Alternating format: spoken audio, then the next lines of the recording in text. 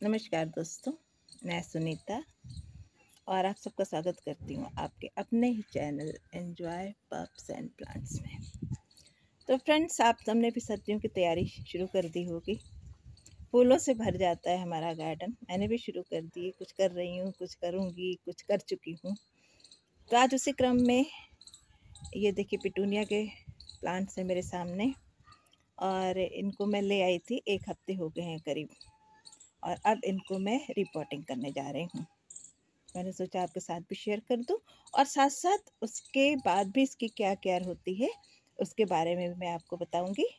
तो अंत तक बने रहिए मेरे साथ और कुछ हम आपसे सीखेंगे और कुछ आप हमसे सीखेंगे। वैसे तो फ्रेंड्स, फ्लावर्स बहुत सारे हैं, लेकिन अगर मैं ये कहूँ कि बगैर पिटूनिया के जाड़ों की बगिया अधूरी है तो कोई गलत नहीं होगा। हर फ्लावर्स की अपनी जगह है, लेकिन पिटूनिया इतना ज़्यादा फ्लावरिंग करने वाला प्लांट है, भर भर के फ्लावरिंग करता है। पूरा गमला ऐसा भरा रहता है कि उसके बगैर तो लगता है कि सब कुछ अधूरा है। तो इसकी देखभाल भी बहुत ज़्यादा तो नहीं है, लेकिन हाँ, अच्छी फ्लावरिंग के लिए आपको थोड़ी देखभाल करनी पड़ेगी। तो सबसे पहले तो देखिए, जब आप लेकर आइए इसको नर्सरी से, तो देखिए आपका प्लांट खूब हेल्दी हो, पत्तियाँ ग्रीन हो, सूखी ना हो और उसमें कलियाँ हों, फूल एक आधा ही खिले हों। अब देखिए, मैं जब ले आई थी इसमें एक ही फूल खिला हुआ था। कलर देखने के लिए वो भी ज़रूरी है, फूल का खिला होना। अदरवाइज़ तो हम पौध ला के वो भी मैंने लगाई हुई है, लेकिन किस कलर का फूल निकलेगा ये पता नहीं चलता। तो देखिए, मैं एक ही लेकर आई थी, लेकिन 1 हफ्ते के अंदर देखिए इसमें कितनी सारी फ्लावरिंग हो गई है और अभी भी बहुत सारी बड्स ये बनती जा रही हैं। और इसमें भी देखिए इसी तरह से बहुत सारी फ्लावरिंग हो रही है। ये रेड कलर का है और ये भी एक ऐसे ही है। तो कहने का मतलब ये कि जब आप नर्सरी से लेकर आइए तो एकदम हेल्दी पौध लेकर आइए और खास ध्यान रखिए कि उसमें बहुत ज़्यादा फ्लावर्स ना हो। दूसरी बात देख लीजिए कि उसमें कोई इंसेक्ट्स वगैरह ना लगे हों। कई बार धोखा मैं भी खा गई और कीड़े आ गए और साथ साथ फिर हमारे गार्डन में भी उनका आगमन हो गया, फिर उनको हटाना मुश्किल हो गया। खैर कोई बात नहीं। अब चलिए इनके रिपोर्टिंग की बात कर ली जाए। तो सबसे पहले ला के आपको 1 हफ्ते कम से कम इन प्लांट्स को अपने पौधों के पास रखना होता है। एकदम से ला कर रिपोर्टिंग नहीं करनी होती। अक्सर लोग कहते हैं कि रिपोर्टिंग के बाद मेरा पौधा मर गया, तो पौधे होते शौक में आ जाते हैं। वो बहुत सारे प्लांट्स के बराबर होते हैं, साथ में होते हैं और उनका एटमॉस्फेयर एकदम चेंज हो जाता है, तो लाते ही एकदम से रिपोर्टिंग नहीं शुरू कर देनी चाहिए, बल्कि कुछ दिन उनको अपने प्लांट्स के साथ रख के उनको क्लेमेटाइज होने देना चाहिए और तब फिर उनको रिपोर्ट करना चाहिए। तो अब ये इनको रिपोर्ट करने के लिए जो सबसे बड़ी चीज़ है वो है, देखिए कंटेनर। जो पिटूनिया का पौधा होता है, ये इसकी जड़ें बहुत गहराई तक नहीं जाती हैं, तो हमें बहुत ज़्यादा गहरे पॉट की ज़रूरत नहीं है और ये 6-7 इंच गहरा पॉट ही बहुत अच्छा काम करता है, क्योंकि और चौड़ा पॉट हो, थोड़ा ऊपर से इसकी चौड़ाई ज़्यादा हो, गहराई कम हो। और ये पॉट वैसे ही है। अब मैं फ़िलहाल मेरे पास एक ही पॉट ये बचा हुआ है, बाकी सब मैं लगा चुकी हूँ। तो कोशिश आप भी करिए कि चौड़ा पॉट लीजिए, गहराई चाहे उसकी बेशक कम हो। 6-7 इंच के पॉट में भी बहुत आसानी से चलता है। ड्रेनेज होल खास ध्यान रखिए, बिल्कुल बना होना चाहिए, बहुत अच्छा होना चाहिए ड्रेनेज होल। अब बात आती है मिट्टी की। ये मिट्टी मेरे इसमें सैंड मिला हुआ है, क्योंकि ये गमले की मिट्टी मैंने सुखा के रखी हुई है, तो सैंड मैं नहीं डाल रही हूँ। इसमें थोड़ी कंपोस्ट भी मिली हुई है और चूँकि ये प्लांट जो है हमारी फ्लावरिंग स्टेज पर है, तो इसको बहुत अच्छा रिच फर्टिलाइज़र चाहिए। तो उसके लिए मैं क्या-क्या ऐड कर रही हूँ, बहुत ध्यान से देखिए। मैं इसमें ले रही हूँ गोबर की खाद। इसमें करीब मैं, चूँकि थोड़ी है ऑलरेडी, तो करीब 20% के करीब मैं गोबर की खाद मिलाऊँगी और इसके साथ-साथ जो चीज़ मैं इसमें मिलाने जा रही हूँ, देखिए उसमें सब कुछ है। ये है देखिए नीम की खली। एक गमले में 1 मुट्ठी के हिसाब से नीम की खली आपने डालनी है। इसके बाद ये सरसों की खली, एक गमले में 1 चम्मच के हिसाब से क्रश की हुई सरसों की खली, बहुत ज़्यादा नहीं डालनी है। उसके बाद ये राख, आधा छोटा चम्मच एक गमले के हिसाब से राख और उसके बाद 1 चम्मच के हिसाब से ये है बोन मील। आप बोन मील नहीं है, नहीं डालना चाहते हैं तो स्किप कर दीजिए, कोई प्रॉब्लम नहीं है।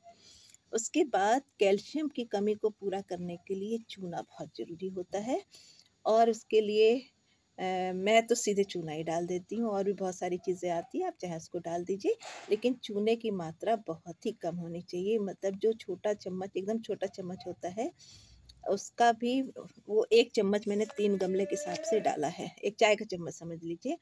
तो ये सारी चीज़ें मैं मिलाऊँगी मिट्टी में।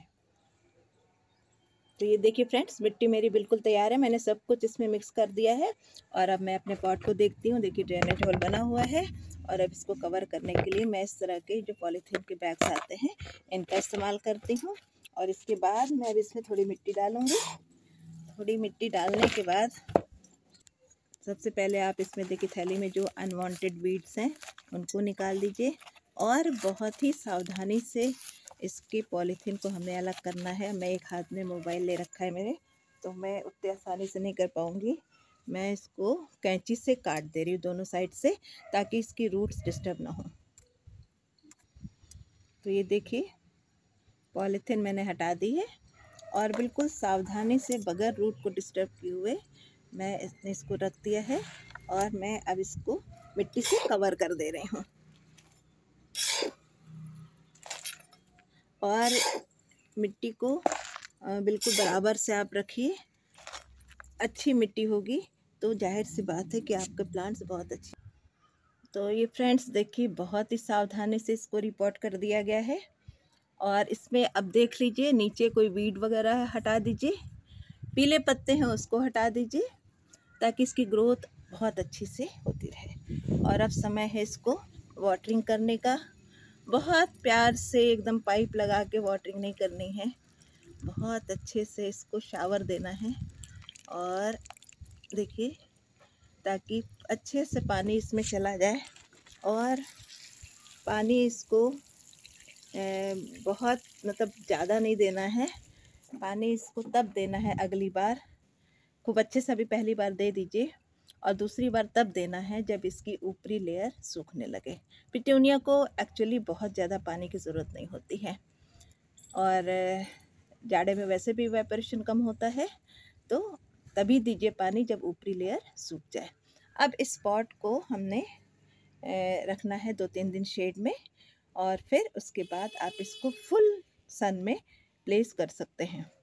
और इसके बाद अभी देखिए फ्लावर कितने खूबसूरत लग रहे हैं, बिल्कुल इनको काटने का मन नहीं कर रहा है। लेकिन अगर हमें ज़्यादा फूल चाहिए तो हमें थोड़ा सा दिल पर पत्थर रख कर इनको काटना ही पड़ेगा, क्योंकि जितने ज़्यादा हम पिंचिंग करेंगे उतने ही ज़्यादा इसमें फ्लावर्स आएंगे। और अभी हमने इसको रिपोर्ट किया है, तो अगर प्लांट को फूल निकलने देंगे तो वो उसकी एनर्जी उसमें वेस्ट होती रहेगी, वो अपने को बड़ा नहीं कर पाएगा। और प्लांट जितना बड़ा होगा उतनी ज़्यादा उसमें फ्लावरिंग होगी, उतनी ज़्यादा ही इसमें फूल खिलेंगे। तो हमें वही है, दिल पे पत्थर रख के इन सबको अब काट देना है।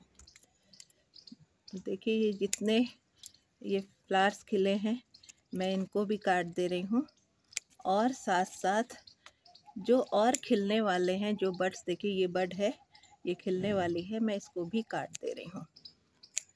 और इस तरह से ये जितनी बड्स हैं मैं सबकी कटिंग कर दे रही हूँ। अब ये प्लांट जो है सबसे पहले अपनी ग्रोथ अच्छी करेगा, और उसके बाद फिर इसमें जो फूल लगेंगे वो बहुत अच्छे लगेंगे और बहुत ज़्यादा क्वांटिटी में आएंगे। और इसके बाद भी अगर 1-2 बार और पिंचिंग कर देंगे आप, तो बहुत अच्छी इसमें फ्लावरिंग होगी। तो इस बात का खास ध्यान रखें। थोड़ा सा हम लेकर आते हैं तो खुले खिले फूल गार्डन में अच्छे लगते हैं, लेकिन कई बार इसी कारण से होता है कि हमारा प्लांट मुरझा जाता है, और कई बार ख़त्म मर भी जाता है। तो पहले प्लांट की ग्रोथ अच्छे से होने दीजिए, उसके बाद भरपूर फ्लावरिंग लीजिए। तो ये तो अभी हमने काटा ही काटा है, लेकिन ये भी है कि जब भी आप जिसमें बाद में भी फूल खिलने के बाद जितना आप इसकी डेड हेडिंग करते जाएंगे, उतना ही ज़्यादा इसमें फूल निकलता जाएगा। और अगर आप नहीं करेंगे, छोड़ देंगे, तो जो फ्लावर्स है उसके अंदर सीड पॉड बनने लगेगा, और फिर वो जो सीड पॉड होता है, जब उसमें सीड फॉर्मेशन शुरू हो जाएगा, तो फिर प्लांट की एनर्जी उसके अंदर उसमें सारी जाने लगेगी। जब आप इसको, अभी तो इसमें नहीं बना हुआ है, इसको जब ये टूट के गिर जाएगा तो इसके अंदर सीड पॉड बनने लगता है और फिर उसके अंदर छोटे-छोटे बीज बनने लगते हैं और सारी एनर्जी प्लांट की उसमें जाने लगती है। इसलिए सीड पॉड को हटाना ज़रूरी है। तो जितनी ज़्यादा आप पिंचिंग करेंगे बाद में भी, उतना ही ज़्यादा ये फ्लावरिंग करेगा। तो फ्रेंड्स, ये तो एक कॉमन सी बात है, साधारण सी बात है, लेकिन अगर आप उसको फॉलो करें, उसको देखें, तो बहुत अच्छे से आपका जो पिटूनिया फ्लावरिंग करता रहेगा। और इसके साथ साथ आपको, अभी तो मैंने इसमें देखिए पूरी भरपूर खाद दे रखी है। अब जब इसमें नई बड्स आ जाएंगी, प्लांट जितना बड़ा होगा उतना ही ज़्यादा खाने की आवश्यकता पड़ेगी। प्लांट जितना छोटा रहता है उतना ही कम भोजन की आवश्यकता होती है।